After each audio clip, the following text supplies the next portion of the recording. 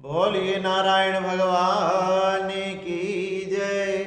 बोलिए मेरे बांके बिहारी लाल की जय। आप सभी को श्री कार्तिक मास की हार्दिक शुभकामनाएं। श्री सुज्जी महाराज शौनकादिक 88,000 ऋषियों को श्री कार्तिक मास का अब छठे अध्याय का श्रवण करवाते हैं। श्री सुज्जी महाराज शौनकादिक 88,000 ऋषियों से कहने लगे कि हमने सुबह मलमूत्र आदि का त्याग कर कर दातुन को कर कर शुद्ध स्नान करना चाहिए। श्री शौनकादिक 88,000 ऋषि पूछने लगे कि वह शुद्ध स्नान किस प्रकार से किया जाता है, उसकी क्या विधि है, कृपया करके आप हमें बताएं। तो श्री सुज्जी महाराज कहने लगे, हे शौनकादिक 88,000 ऋषियों, प्रातःकाल अपने हाथ में शुद्ध होकर अक्षत पुष्प आदि लेकर या तिल लेकर हमने जलाशय के निकट न जाना चाहिए।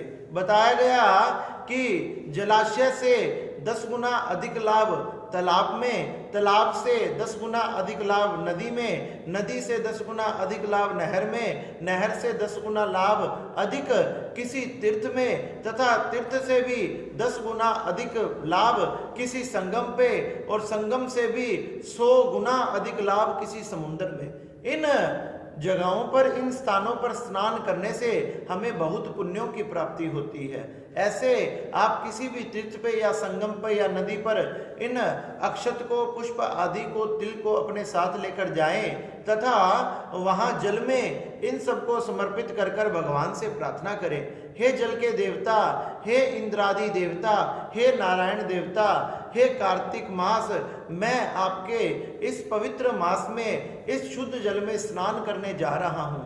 आप मेरे ऊपर कृपा बनाए रखना तथा 10 दिशाओं से मेरी रक्षा करना, मेरे मन के विकारों को दूर करना, मेरे मन में किसी के प्रति कोई पाप आदि ना आए, मेरे मन में कभी भी क्रोध, अहंकार, लोभ, लालच ना आए। आप मुझे अपने इस शुद्ध जल से मेरी सारी देह को शुद्ध कर देना। इस प्रकार से प्रार्थना करते हुए हमने जल के निकट जाना चाहिए। कहने लगे, जो गृहस्थी हैं उन्होंने तिल से तथा बताया गया आंवले के चूर्ण से अपनी देह में लगाकर स्नान करना चाहिए। इस आंवले को अमावस्या को, त्रयोदशी को, सप्तमी को, नवमी को, इसको आंवले को, चूर्ण को हमने नहीं लगाना चाहिए। बाकी तिथियों में हम इसे लगा सकते हैं। गृहस्थी ने इस प्रकार से तिल तथा आंवले के चूर्ण से लेप कर कर शुद्ध जल में स्नान करना चाहिए। तथा बताया गया, विधवा व जति तुलसी के जड़ की मिट्टी को लेकर अपने शरीर पर लगाएं और स्नान करना चाहिए। इस प्रकार से इन वस्तुओं को अपने साथ लेकर जलाशय के देवता से प्रार्थना कर कर तथा जल में उतरने के बाद नाभि तक उसमें खड़े हो जाना चाहिए, और नाभि तक खड़े हो जाने के बाद फिर से भगवान से प्रार्थना करनी चाहिए कि हे नारायण भगवान, हे शंकर भगवान, हे ब्रह्म देवता, हे इंद्रादि देवता, वरुण देवता, जल देवता, अग्नि देवता, 10 दिशाओं के देवता, सभी देवता मेरे ऊपर कृपा करें। मुझे अपने कृपा से, अपने आशीर्वाद से पवित्र करें। हे भगवान कृष्ण, आप राधिका के साथ मेरा अर्घ स्वीकार करें। इस प्रकार से शुद्ध जल में खड़े होकर, उस जल में खड़े होकर नाभि तक हमने स्नान करना चाहिए। तथा हमने सूर्य नारायण भगवान तथा भगवान नारायण कार्तिक मास सभी देवी देवताओं को अर्घ समर्पित करना चाहिए।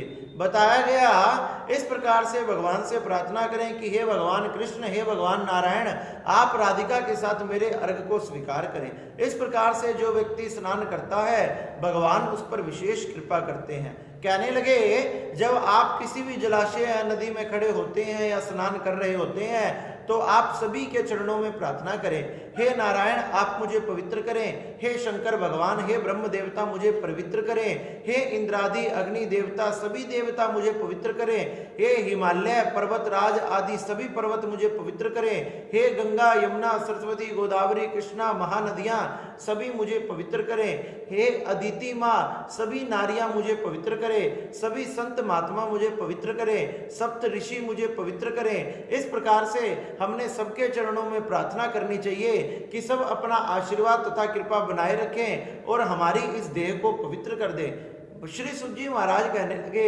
इस प्रकार से जो ऋषि महात्माओं के, संतों के, देवताओं के, पर्वतों के, नदियों के, इन सबके चरणों में प्रार्थना करता है, उसकी देह की बिल्कुल शुद्धि हो जाती है तथा उसका कल्याण होता है। इस प्रकार से आपने स्नान करने के बाद भगवान को अर्घ्य समर्पित करना चाहिए और अर्घ्य समर्पित कर कर गृहस्थियों ने पवित्री को हाथ में लेकर अपने पितरों का, देवताओं का, ऋषियों का, दिव्य पुरुषों का तर्पण करना चाहिए। सबसे पहले देवताओं का तर्पण करें, दिव्य पुरुषों का तर्पण करें, ऋषि मुनियों का तर्पण करें, पितरों का तर्पण करें। भगवान श्री कृष्ण कहने लगे कि हे सत्यभामा, श्री सुत जी महाराज कहने लगे, हे शौनकादिक 88,000 ऋषियों, इस प्रकार से जो व्यक्ति शुद्ध जल में स्नान करके सभी देवी देवताओं को अर्घ समर्पित करता है तथा अपने पितरों के निमित्त, देवताओं के निमित्त तर्पण करता है, उसका बड़ा ही कल्याण होता है। उसके जन्म जन्मांतर के सभी पाप नष्ट हो जाते हैं। बताया गया इस प्रकार से स्नान आदि कर कर विधिवत भगवान का पूजन करना चाहिए। कार्तिक मास में विशेषकर तुलसी का पूजन अवश्य करना चाहिए, क्योंकि तुलसी की पूजा किए बिना कार्तिक मास का फल हमें प्राप्त नहीं हो पाता।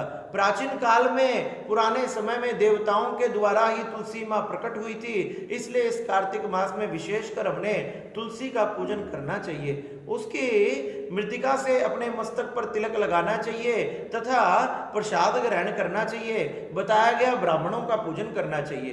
ब्राह्मणों के दाएं पैर में तीर्थ तथा उनके मुख में सभी वेद विराजमान हैं, दाएं पैर में तीर्थ विराजमान है, उनका कभी भी विरोध नहीं करना चाहिए, ना उनका कभी अपमान करना चाहिए। उनकी कृपा तथा आशीर्वाद हमें प्राप्त करते रहना चाहिए। उनके मुख में वेद है, भगवान नारायण सभी देवता उनके रोम रोम में बसते हैं, इसलिए चलता हुआ ब्राह्मण, चलता फिरता ब्राह्मण साक्षात भगवान नारायण के समान होता है। ऐसे ब्राह्मणों की, गुरुजनों की, साधु संतों की, महात्माओं की हमने पूजा सत्कार आदि करना चाहिए। उनका कभी भी विरोध तथा अपमान नहीं करना चाहिए। इनका अपमान आदि करने से हमें ब्रह्मत्या आदि पाप लगते हैं, इसलिए हमने इनका पूजन करना चाहिए। श्री सुत जी महाराज शौनकादिक 88,000 ऋषियों से कहने लगे, इस प्रकार स्नान कर कर, पूजा कर कर भगवान नारायण के और सभी देवी देवताओं के चरणों में प्रार्थना करनी चाहिए कि हे सभी देवी देवताओं, हे नारायण, हे कार्तिक मास,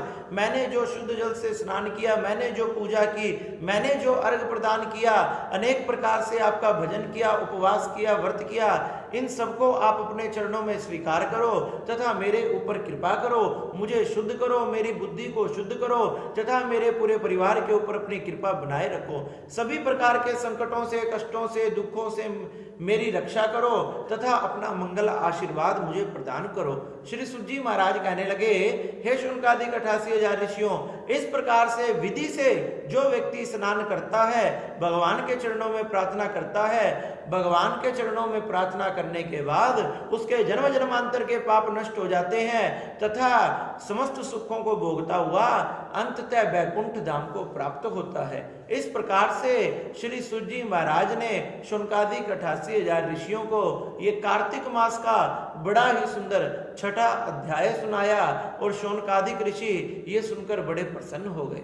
बोलिए नारायण भगवान की जय, बोलिए मेरे बांके बिहारी लाल की।